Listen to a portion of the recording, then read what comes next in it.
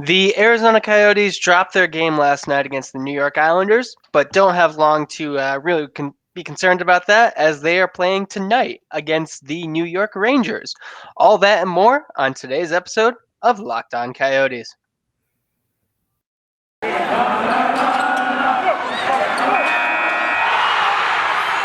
You're Locked On Coyotes, your daily podcast on the Arizona Coyotes, part of the Locked On Podcast Network, your team every day.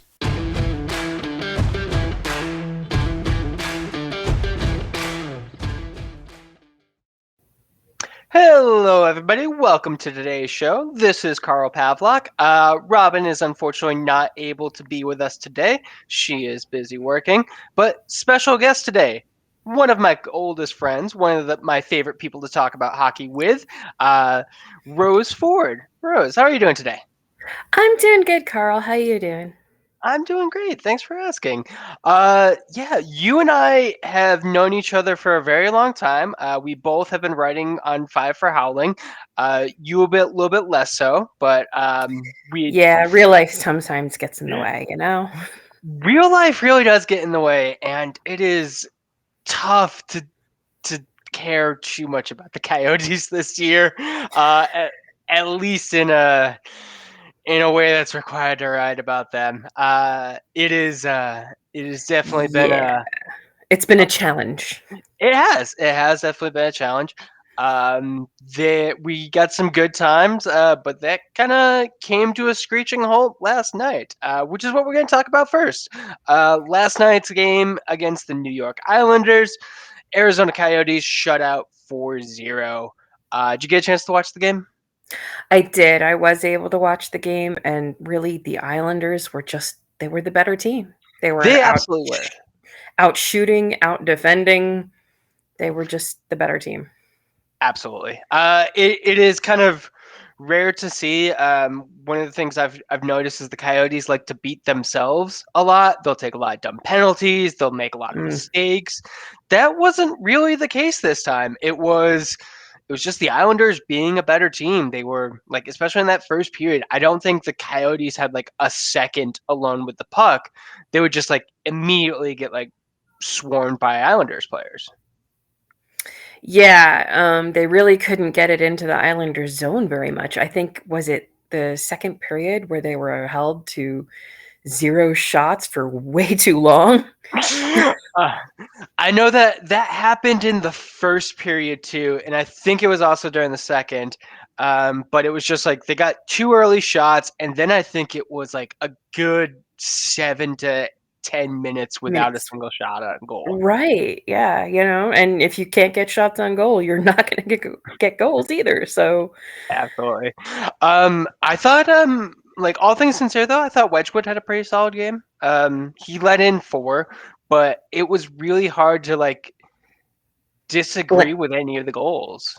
yeah, even the one that they ended up reviewing, I was like, yeah, that's not it might have been goalie interference, but I was Yeah. pretty sure it wasn't going to be. I was the exact same way, and I do think that is you know one of those things. A lot of people like to complain about goalie interference, but it is like that's one of the easier rules. If you are pushed into the goalie, like you shouldn't be called for goaltender Yeah, it's interference. not interference. It's not your fault. Yeah. Who was it who was complaining about that? Because wasn't there a goaltender interference review in the recent Coyotes game? Was it Montreal that had it, or I don't know. They kind of all blend after a while. they do? That is definitely one of the things that makes it hard to talk about the Coyotes this year. All the games have really been blending together. It is tough to really point out like highlights from one. Uh, it was I was reminded like late in the game, third period, that the Coyotes were shut out the last time they played the Islanders earlier this season. Mm, yeah. And I was just like, wait, the Coyotes have played the Islanders? And it was just like, oh yeah, 3-0 loss. So Yeah, at it was least they're keeping about the pace. one of the few wins the Islanders got in their early, totally on the road October. Oh yeah, which I mean, honestly, the Islanders, like, they're low in the standings still. I just don't understand, like, the way they played against the Coyotes. Like, I'm just kind of like, huh, why aren't you guys playing better? Because it seems like if they Because could they had do a that, really, really rough start to the season. yeah, So they finally got it together, but having a really rough start to the season really puts you behind. So they're going to have to go on some really long runs of winning in order to get back up in the standings. yeah. And the Metro is a tough division. I mean, we're going to the Coyotes are going to be facing off against one of the better teams in the division right now tonight against the New York Rangers. Yeah. Yeah, we'll talk about that later, I guess. Yeah, we will definitely be talking about that one. Not necessarily looking forward to it, because it definitely seems like the Rangers want to win that one. Mm. But real quick, was there anyone who stood out to you last night? Any kind of unsung Coyotes player? No one scored. That's always an easy answer. But anyone who you thought had a really good game? Um, Keller has had pretty good games lately. I thought he still had a really good game last night. He had a couple of looks, it just didn't go in. So I've been really happy with the way he's been playing. Agreed. Like, just in general, I think Keller has become the player that they really drafted him to be. We're hearing less complaints about his contract, which was always just a very big lightning rod for criticism. Even before it took effect, people were complaining about Clayton Keller's contract. Uh, Right? I am seeing a lot less of that. But yeah, I thought he had a pretty good game. The few looks that the Coyotes had, I thought were mostly him. And that's kind of, he is the type of player. I really noticed it. I think in the Montreal game, possibly the Jersey game, but like you said, they're all kind of blending together. Where like everyone else was scoring and he didn't have a point, and he was just anxious to get that point. And I love that in Keller. I love to see that kind of like, no, I need to get mine. Because I think the team needs more of that from him. They need him to be like driven to have success. Like, even if the team's not going to win, like, he's going to get something, and that's kind of important. And then if he keeps that mentality, hopefully the team also wins. Yeah, yeah. And as much as we complain about the contract, it does make him a little bit more safe from getting traded away. This is I'm true. I'm All so glad to have Jacob Chikrin back on the lineup, but I'm so tired of hearing about the trade rumors. uh, yeah, it's such a good contract, and he's such a good player. And a lot of the trade rumors don't necessarily make sense because I Mhm. don't think people are really cued into the Coyotes' long-term situation.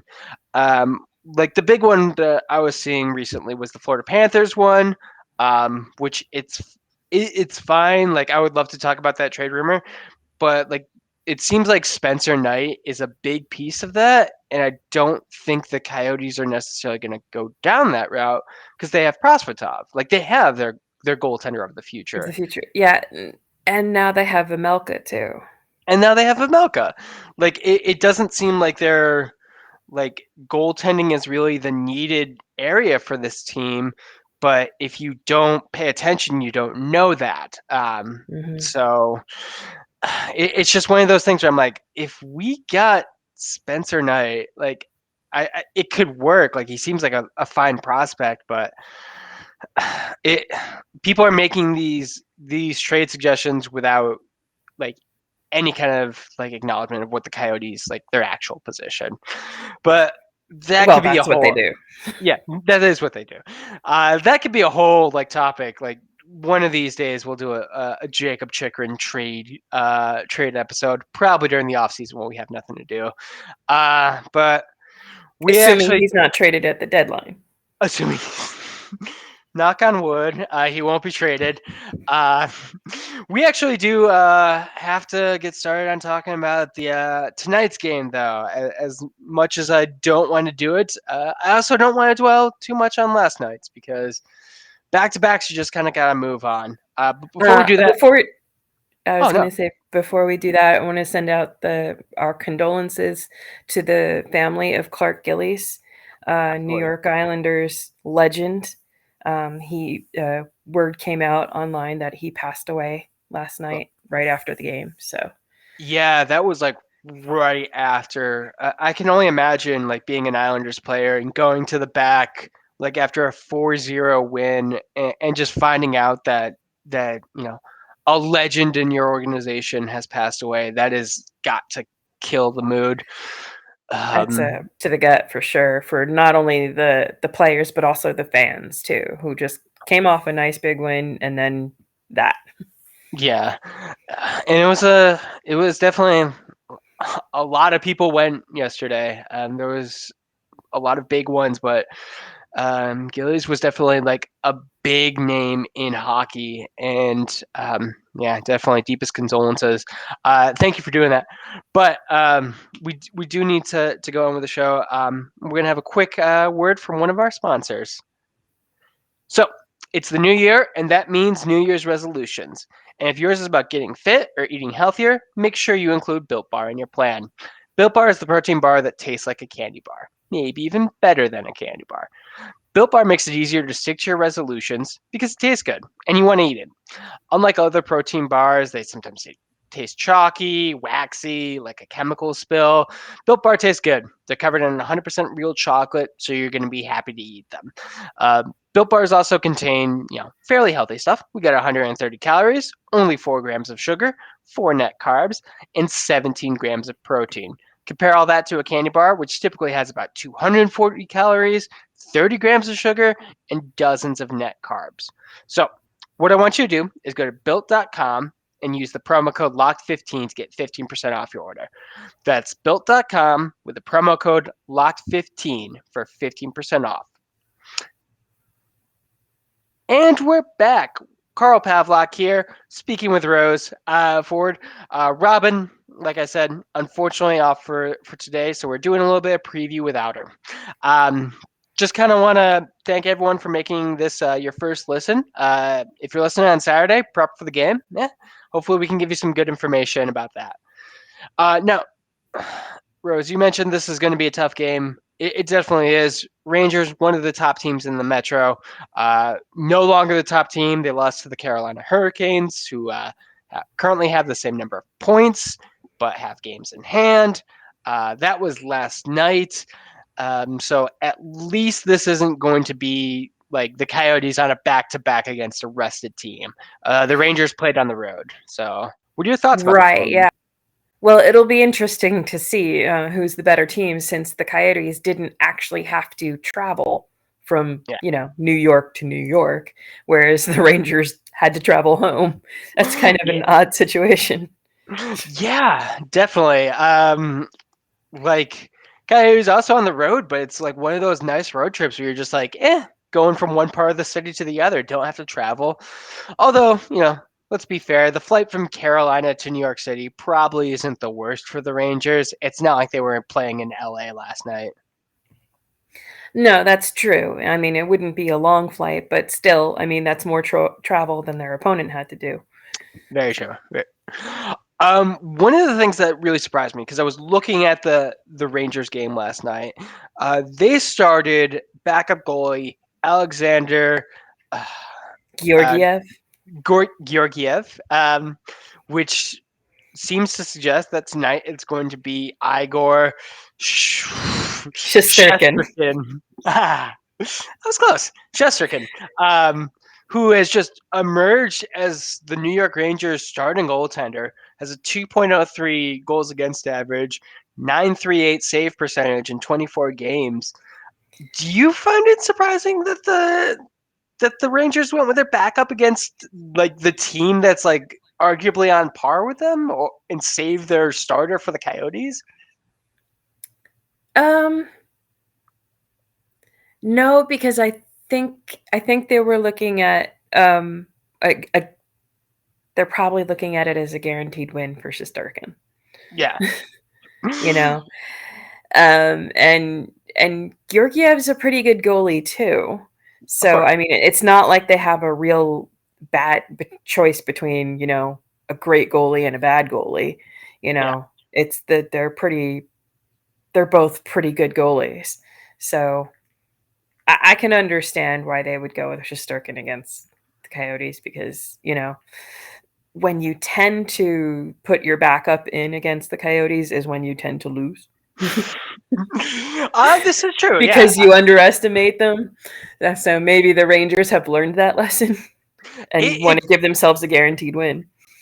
I mean, it definitely feels like that, doesn't it? Like, as soon as I saw that, I'm like, man, the Rangers are taking the Coyotes very seriously, which is not something you could say for most teams. Like, and I think the Coyotes have had success against the Devils earlier this week because the Devils probably didn't take them too seriously. They got up 1-0 and they're like, we could probably coast on this one. But Rangers are Not like, so much. yeah, Rangers are like, no, these Arizona Coyotes are tricky. We want to get the points where we can, and I definitely respect that if nothing else. But that's the thing is I don't think it is a guaranteed win for them. I think they might think it is.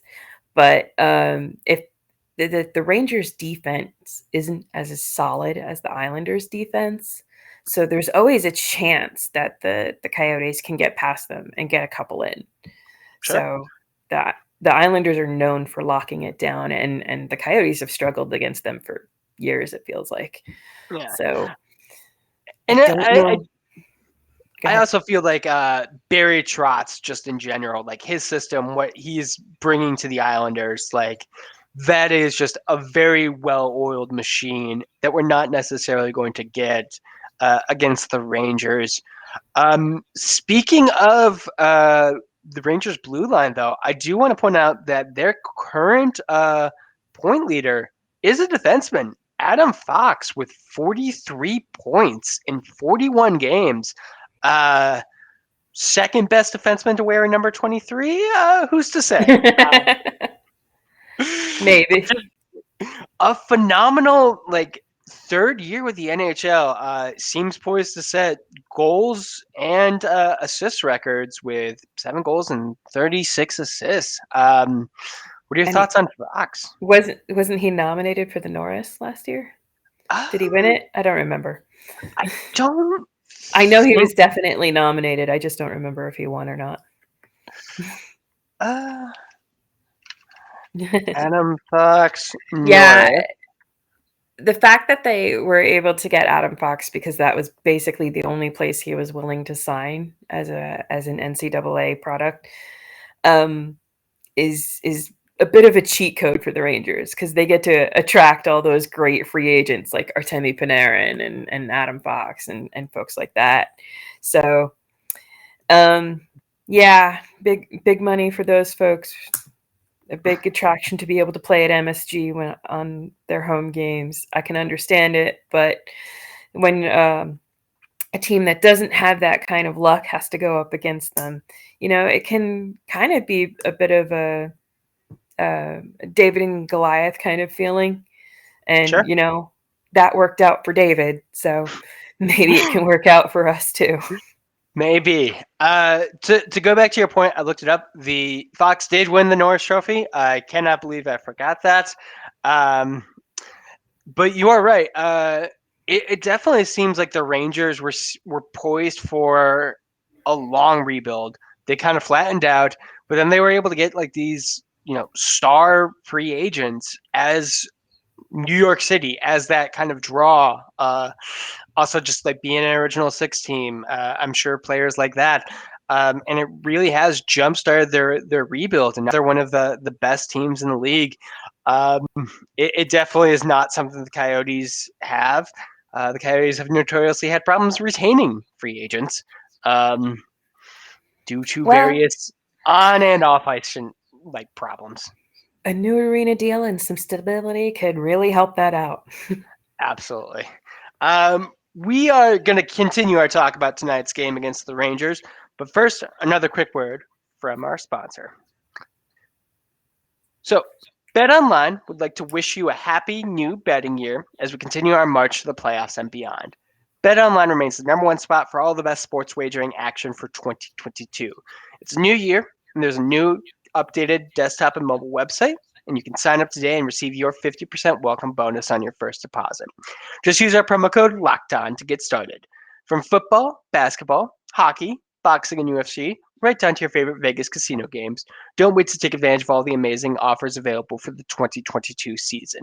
BetOnline is the fastest and easiest way to wager on all your favorite sports. BetOnline, where the game starts. Uh, and everybody, welcome back. This is Carl Pavlak, joined by Rose Ford for our final segment, previewing tonight's game against the Rangers. And we're going to talk a little bit about the betting. Rose, do you do a lot of sports betting? I know it's first year in Arizona.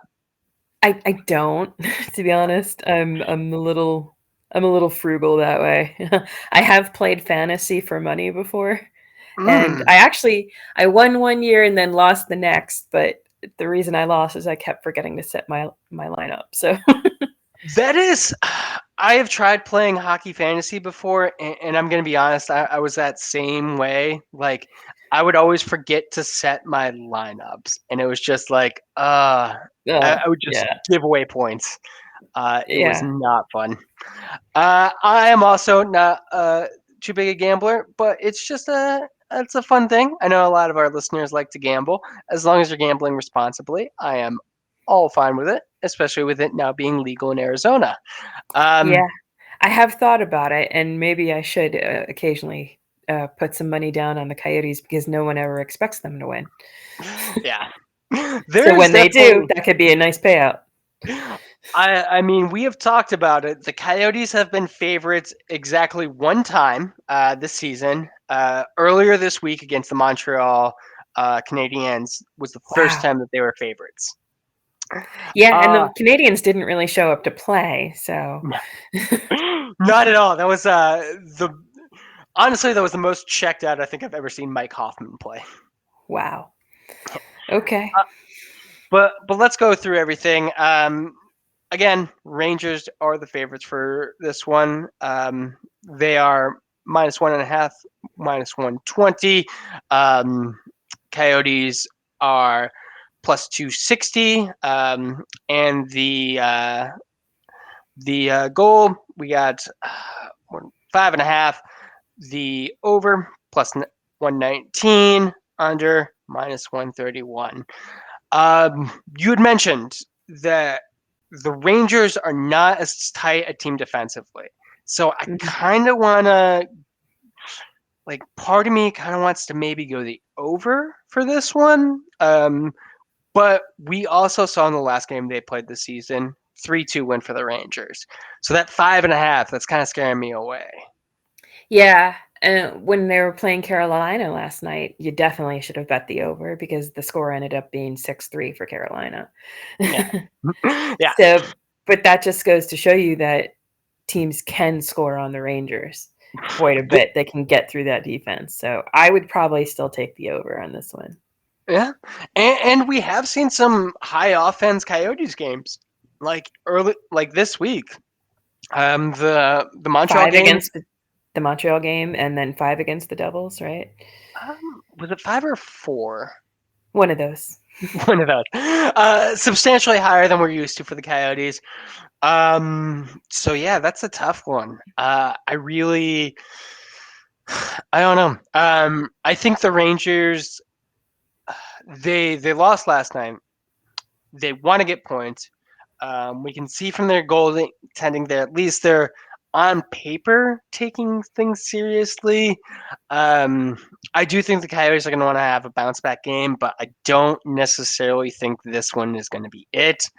I think we're going to see another 3-2 Rangers game. I'm going to bet on the Coyotes. I'm going to go 4-3 Coyotes. 4-3 Coyotes. I Yep. like it. I think it shows that, like, yeah, the Rangers, like, they're not a team that I think the Coyotes are going to take, you know, uh, Lightly. lightly. Thank you. But I think this would be fun. Like, after a 4-0 low event hockey game, it would be nice to watch a 4-3 game. Like even if the Coyotes lost, that seems like it'd be more fun. I think I was falling asleep during last night's game. Yeah, those shutouts are rough, man. When you can't even get in the zone. Yeah. Yeah. And I mean, to be fair, the Coyotes were also playing that style. They weren't letting the Islanders do much, but I want to talk about another prop though. One of my favorites. First to time to first score. So we have 0 to 9 minutes and 59 seconds, minus 140. 10 minutes or later, plus 110. What are your thoughts? Do you think we get an early goal for this one? Do you think it is after the first 10 minutes? Hmm. That's a tough one. I think the goal is probably going to be early. It's probably going to be early, but if you can get it after that first 10 minutes, I mean, I can understand taking that too. Yeah. Because the goalies are going to be both the goalies are going to be pretty good. Yeah. So it might take that long, and it's the better payout. So I might take that bet just because it's the better payout. Mhm. I feel you. I agree. I think both goalies are going to be pretty solid, but I don't think the teams in front of them are going to be as. Uh, I think it's going to be an early goal. I would take that one. That is one of my just kind of favorite prop bets to look at. Like time to first goal. I like those fun ones more so than like the regular ones. As you could probably tell, listeners at home, definitely Robin reads the betting lines much better than I do. But You we did are. fine. Thank you, thank you. We're closing up. Any final thoughts before tonight's game? I would really, really like the Yotes to win because my brother is a Rangers fan, so it's always fun to be able to rub his nose in it. Absolutely. Uh, I will say that as a person who was born and lived the early years of my life in Western New York State, I am always happy to watch New York City fail at anything because I grew up with people where I'd say I was from New York and people are like, oh, what's the city like? And it's like, no, I lived 8 hours away by drive. My friend, I lived closer to the city than you did. Yes, yes, you did. Oh, it is In New Jersey. yeah, crossing New York State is like the most ridiculous thing. It is just all forests and mountains, and nobody realizes that, and they just think it's the city. And it really annoyed me as a kid. uh, but that's going to do it for us. Rose, tell everyone where they can find you. Well, I do occasionally still post on Five for Howling, and you can always see my thoughts on Twitter at Rose Colored Fact. Nice. I am at Carl Pavlak FFH. As always, you can follow the show at LO_Coyotes. We're also on Instagram, so find us there. Find us on Facebook.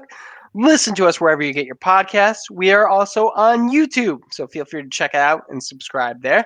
But thank you, everyone, for tuning in for today's special Saturday episode. Thank you to Rose for being my special guest. Hope everyone enjoys tonight's game.